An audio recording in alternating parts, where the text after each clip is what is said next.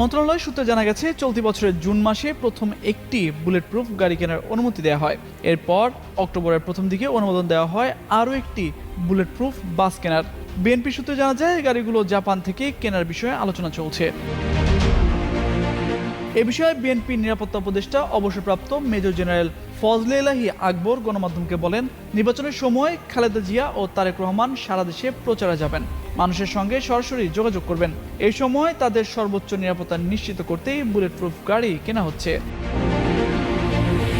স্বরাষ্ট্র মন্ত্রণালয়ের কর্মকর্তারা জানিয়েছেন, রাজনৈতিক দলের জন্যই বুলেট প্রুফ গাড়ির অনুমতি সাধারণত খুব কম দেওয়া হয়। অতীতে কেবল রাষ্ট্রপতি, প্রধানমন্ত্রী, বিদেশি দূতাবাস বা আন্তর্জাতিক সংস্থার প্রতিনিধিদের জন্যই এ ধরনের অনুমতি দেওয়া হয়েছে। Bangladesh reconditioned vehicles import and dealers association সভাপতি আব্দুল হক বলেন, বেসরকারিভাবে কেউ বুলেট